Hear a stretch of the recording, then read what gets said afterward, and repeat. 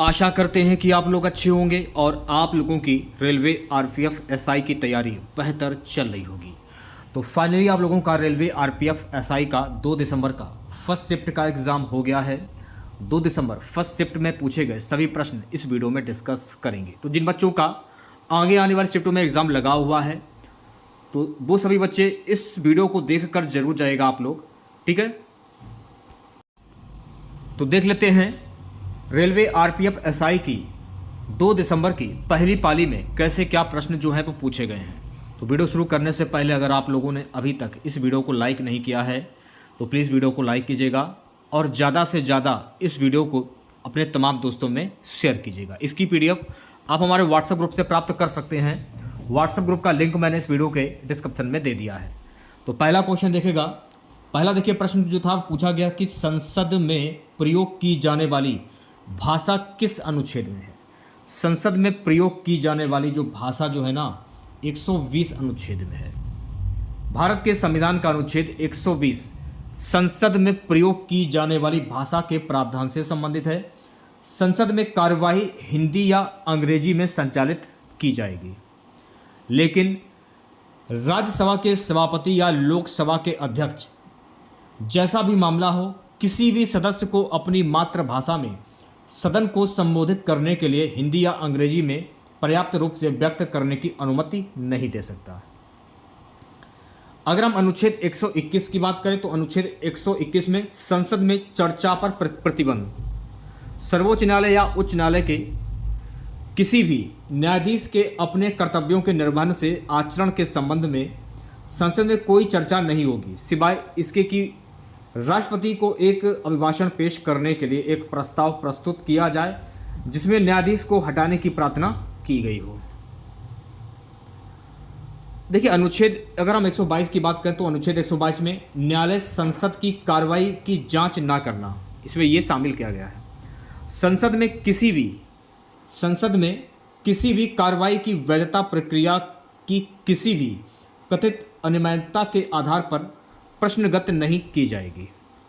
कोई भी अधिकारी या संसद का सदस्य जिसे संसद में प्रक्रिया या कार्य संचालन को विनियमित करने के लिए या व्यवस्था बनाए रखने के लिए इस संविधान द्वारा या इसके तहत शक्तियां निहित हैं, उनके द्वारा प्रयोग के संबंध में किसी भी अदालत के अधिकार क्षेत्र के अधीन नहीं होगा। ये शक्तियां अध्याय 3 राष्ट्रपति की विधायी शक्तियां हैं। अगला प्रश्न देखिए पूछा गया था कि किस वर्ष मुस्लिम लीग द्वारा अलग पाकिस्तान की मांग उठाई गई थी। वर्ष 1940 में मुस्लिम लीग द्वारा अलग पाकिस्तान की मांग उठाई गई थी। मुस्लिम लीग ने 1940 में एक अलग पाकिस्तान राज्य की मांग की और 1906 में मुस्लिम लीग की स्थापना भारतीय मुसलमानों के अधिकारों की रक्षा के लिए की गई थी। इसकी स्थापना ब्रिटिश भारत के ढाका में हुई थी। मुस्लिम लीग का पहला सम्मेलन अमृतसर में आयोजित किया गया था। आगा खान मुस्लिम लीग के जो हैं वो पहले अध्यक्ष थे। मोहम्मद अली जिन्ना 1913 में लीग में शामिल हुए। पाकिस्तान का नाम सबसे पहले रहमत अली ने रखा था, यह आपको ध्यान रखना है। मुस्लिम लीग ने 22 दिसंबर 1939 को उद्धार दिवस के रूप में मनाया। मुस्लिम लीग ने 16 अगस्त 1946 को प्रत्यक्ष कार्रवाई दिवस मनाया। ये सारे फैक्ट आपको ध्यान रखना है जो फैक्ट मैं आपको बता रहा हूँ, क्योंकि इन्हीं फैक्ट जो पेपर में प्रश्न जो है वो पूछे जाते हैं। तो फैक्ट को आप अच्छे से ध्यान में रखिएगा। प्यारे बच्चों, अगला प्रश्न पूछा गया था निम्नलिखित में से किस राज्य में सबसे अधिक जनसंख्या घनत्व है। तो बिहार राज्य में सबसे अधिक जनसंख्या घनत्व है। जनसंख्या घनत्व का अर्थ प्रति वर्ग इकाई क्षेत्र में रहने वाले लोगों की संख्या होती है। 2011 की जनगणना के अनुसार पश्चिम बंगाल का जनसंख्या घनत्व 1028 व्यक्ति प्रति वर्ग किलोमीटर है। भारत का जनसंख्या घनत्व 382 है। सर्वाधिक जनसंख्या घनत्व भारत के बिहार राज्य में है। सर्वाधिक जनसंख्या घनत्व की अगर हम बात करें तो बिहार राज्य में है। बिहार का जनसंख्या घनत्व 1106 व्यक्ति प्रति वर्ग किलोमीटर है। अरुणाचल प्रदेश में न्यूनतम जनसंख्या घनत्व 17 व्यक्ति प्रति वर्ग किलोमीटर है। देखिए ये जो आंकड़े दिए गए हैं थोड़ा सा देख लीजिएगा आप लोग। जनगणना 2011 के अनुसार ये आंकड़े दिए गए हैं, जिसमें बिहार जो है पहले नंबर पर आ जाता है 1106 के साथ, पश्चिम बंगाल 1028 के साथ, केरल 860 और उत्तर प्रदेश 829 के साथ में। ठीक है, प्यारे बच्चों, अगला प्रश्न देखिए पूछा गया था, निम्न में से किस क्षेत्र को हिरण की भूमि कहा जाता है? किस क्षेत्र को, टुंड्रा क्षेत्र को हिरण की भूमि कहा जाता है? टुंड्रा क्षेत्र को हिरण की भूमि कहा जाता है। बारहसिंगा, रगीफर, टॉडरस, उत्तरी यूरोप, साइबेरिया और उत्तरी अमेरिका के आर्कटिक, उप आर्कटिक, टुंड्रा, बोरियल और पहाड़ी क्षेत्रों के मूल निवासी सर्गपूर्ण वितरण के साथ हिरण की एक प्रजाति है। देखिए नेक्स्ट क्वेश्चन पूछा गया था कि द्रौपदी मुर्मू के भारत की राष्ट्रपति बनने से पहले, इससे पहले राष्ट्रपति कौन थे?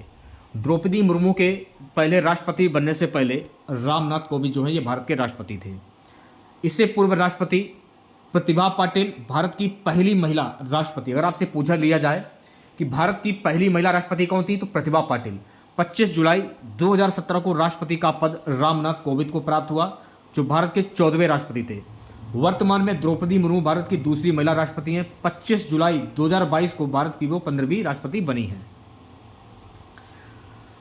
देखिए द्रौपदी मुर्मू जो है ना, ये झारखंड की पूर्व राज्यपाल और ओडिशा की आदिवासी नेता द्रौपदी मुर्मू थी।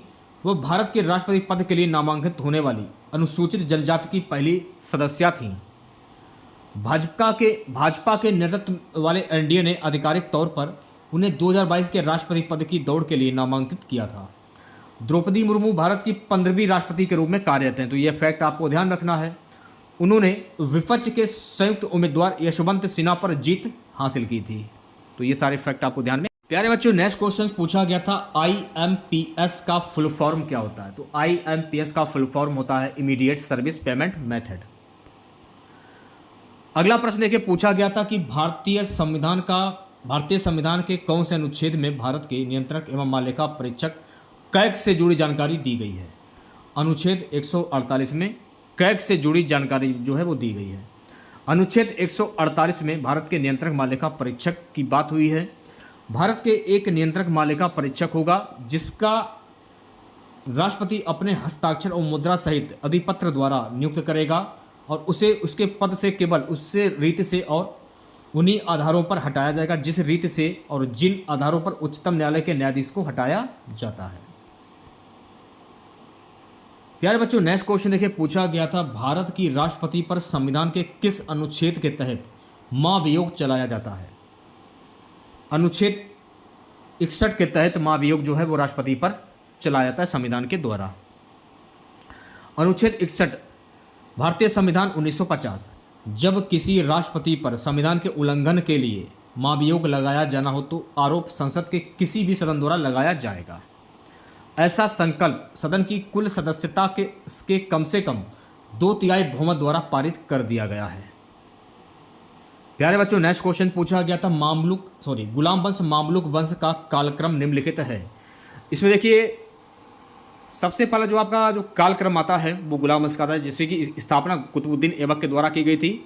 मामलुक वंश की स्थापना की थी। राजवंश, इसका जो राज्यकाल था यानी इसका जो शासनकाल था, राजवंश का इसका शासनकाल था 1206 से 1290 के बीच में इसका शासनकाल रहा था गया है और समय सीमा दी गई। जैसे कुतुबुद्दीन ऐबक का शासनकाल 1206 से 1210 के बीच में रहा था। आराम शाह 1210 से 1211, इल्तुतमिश का 1211 से 1236 के बीच में रहा था और रुकन उन दीन फिरोज इसका शासनकाल 1236 तक चला था। रजिया सुल्तान का शासनकाल 1236 से 1240 के बीच में रहा था। मोइज उद्दीन बहरामी इनका शासनकाल 1240 से 1242 के बीच में रहा था।